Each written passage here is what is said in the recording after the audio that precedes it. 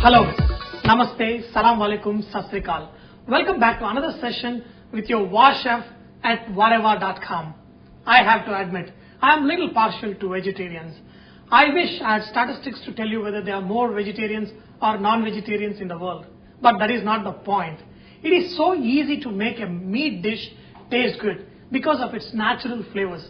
The problem with the vegetarian food is that you have to put your heart and soul into it if you want the right flavors for the vegetarian cooking.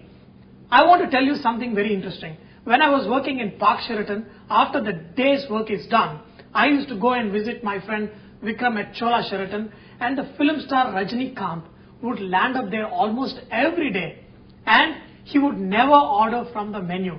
He always asked for the food that the chefs made for themselves to eat. That is because he knew what is cooked for oneself usually has the heart and soul in it. See, most of us are more or less 70% vegetarian. Okay, I am 60. Okay, man, 50. 40. Okay, 30%. I can't go below that. Okay, let's say I'm 30% vegetarian. That is because there is too much of non-vegetarian population floating around me, and whenever I cook, they want some meat. But today, we're going to make a very good vegetarian dish, which is very popular and a standard item in many of the restaurant menu. That is aloo gobi. The reason that is very popular is when you mix potato and cauliflower, it gets the juice flowing. Today, I want to make sure I want to make this beautiful vegetarian dish in the taste I like to eat myself. So you can cook this for your boyfriend, your children, or whoever you're cooking this for. There are several versions you can make this aloo gobi, but today we're going to make it like a dry version. So to prepare this dish, we need red chili powder, coriander powder, amchur powder, cumin seeds, and a little bit of garam masala. Here we have got some ginger garlic paste, kasturi methi leaves, little turmeric, coriander leaves, and little hing powder. Nicely cut small pieces of cauliflower, small pieces of potatoes. The reason you need to cut these potatoes small, because today we are going to cook the potatoes along with the sauce itself and make it dry. Remember one thing, if you're cooking this dish for more number of people, especially like we do in the restaurant, what we do, we fry the potatoes, we fry the gobi separately, and then get this dry sauce ready and then mix it with it. Okay, but we are not going to fry this cauliflower and potatoes, we are going to cook them slowly within its own juices. That is all items you need to make a regular dry aloo gobi, but I'm going to add some spice to it. Okay, what I have got here is, I've got a small onion, half of a small onion chopped, half of a small tomato chopped, and little green chilies. I would like to add a little bit of onion tomato to this preparation because it makes it even more tasty, but we're going to make it dry. You will see how we're going to do it. What we're going to do, we're going to use our ding chick. We're going to put our onions, tomatoes, and the green chili. Okay, and we're going to do a little bit mash up. See, you can directly add, but if you mash up a little bit, it makes it really easy to make this sauce really faster. So to prepare this preparation, add some oil.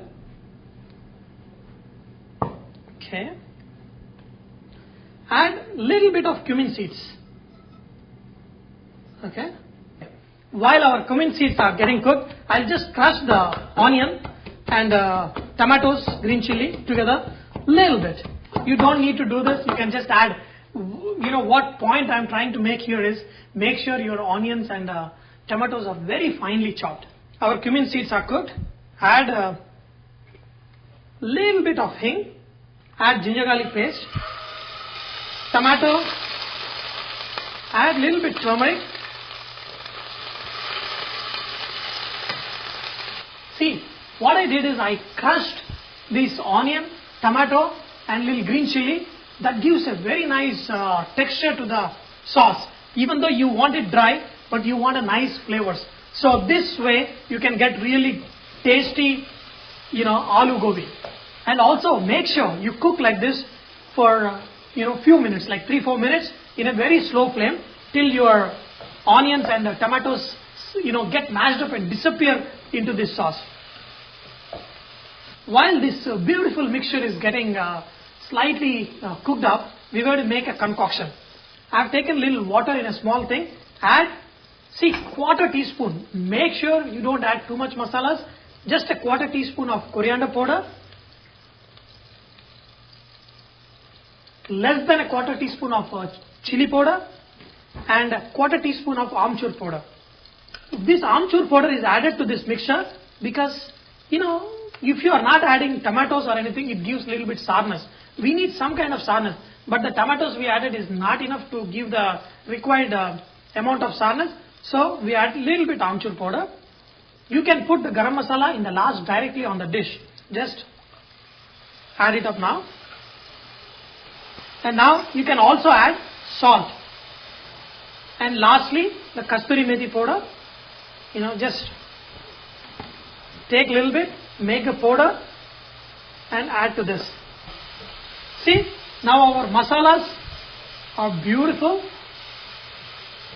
And add the potatoes. See, the reason why I put potatoes in the water is if I keep it out, they get dark because the potatoes get oxidized. So to prevent that, I put them in the water. But don't worry, if little water falls in this, it doesn't matter. And then put cauliflower. Now what you can do, you can sprinkle little water. Okay, but do not add too much water because you want the cauliflower to cook, but you don't want gravy. So put some and then put a lid on it and cook it for a few minutes.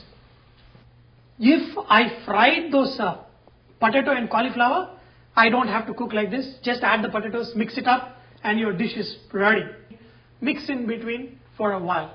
If you want to add, you can add green peas to it. Then it becomes aloo gobi matar. Okay, why not we add green peas also? Just a little bit. It gives a nice color also to your dish. Now, instead of making aloo gobi, we are making aloo gobi matar. Isn't it so easy? It's all in the name, Just add some ingredients and you get a new dish. I can add a little bit of salt. Add half of chopped coriander and let's mix it good. Now our aloo gobi is ready. Wow, look at it. We made it dry, but still we added some tomatoes to get nice taste. You can sprinkle a little bit garam masala. If you want a little bit masala dar, just sprinkle a little bit of it. And this gives additional flavor. Sometimes some vegetarian food just needs to be, pushed up a little bit. So I add a little garam masala in a lot of vegetarian dish at the end. Look at this. How beautiful, nice, very well cooked.